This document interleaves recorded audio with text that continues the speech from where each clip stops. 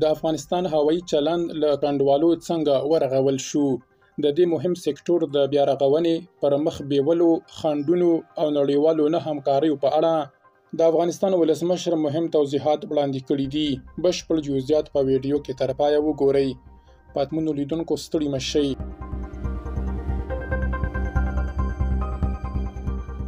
ولسمشر محمد اشرف غني وایي چې کله په 2000 لومړي زیږدیز کال کې باګرام ته لاړ نو فضا له خړو او تکو تورو ډکه وه. شمالي باګرام او نورې سیمې بې له ونو او بوټي وې او هیڅ آثار یې نه لیدل کېدل. د هوایي ترانزیت، ملکي او تخنیکي اسانتیاو نښې ناپدیده شوې وې. په 2000 لومړي زیږدیز کال کې د افغانستان هوایي چلند عملاً له منځه تللی و.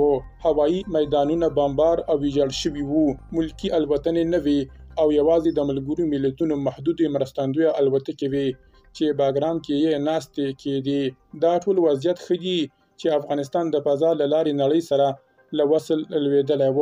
وروسته ورو ورو هوایي خدمتونه بیرته پیلېدل. د ولسمشر کرزي لومړۍ داخلي الوتنه وه چې وروسته امریکا او انګلستان ته هم لاړ. د دې خدمتونو یو مهم سیګنال و. له هغې وروسته د کابل پر میدان د نړیوالو انسجام لپاره ترکان او نور بهرانیان راوستل شول تر څو نظم، امنیت او ظرفیت برابر شي. سره له دې ولسمشر وایي چې پرمختګ ورو روان و، خو د یو منظم او ستراتیژیک پلان نشتوالي د افغانستان د هوایي چلند د بیا رغونې کارونه خنډي او ورو کړل چې له مخې باید د هوایي حاکمیت ګټې تامین او یا خصوصي پانګوال دې ته هڅول شوي وای چې د شفافې داوطلبۍ له لارې دې سکتور ته رادننه شي.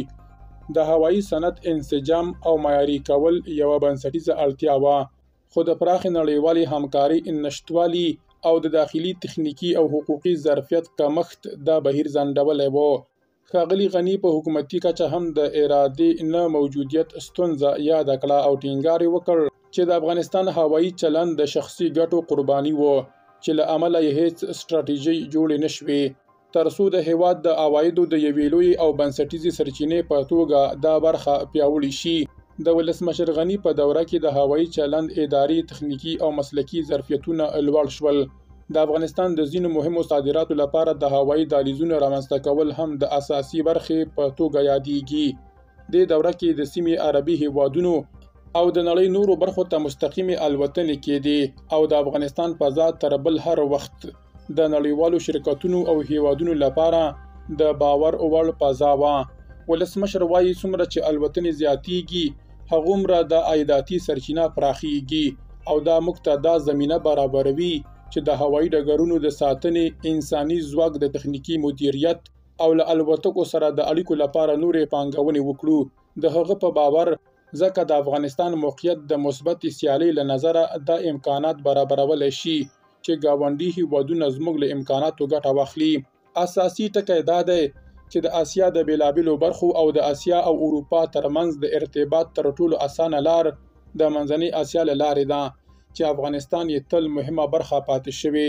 زموږ موقعیت چې د اسیا په زړه کې دی معنا یې دا ده چې زموږ فضا هم د اسیا په زړه کې ده.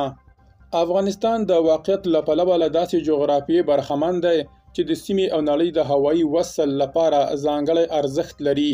غني ټینګار کوي چې که دغه جغرافیه د هوایي اتصال لپاره معیاري تاسیسات ولري نو افغانستان د سیمې، خلیجي هیوادونو او نړۍ لپاره د فضا د وصل نقطه ګرځي.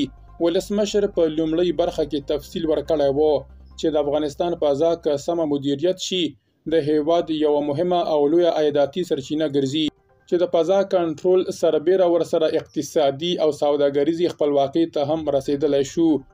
دا په داسې حال کې ده چې که څه هم طالبانو ته د هیواد ټول هوایي چلند ورپاتې شو، خو له دې سره سره د ناسمو مدیریتونو او د رامنځته شوي باور د له منځه تللو له امله ځینې قراردادونه لغوه شوي. نړیوالې بشپړې مستقیمې الوتنې نشته چې ورسره پر شفافیت هم نیوکې او شکونه پیدا شوي دي.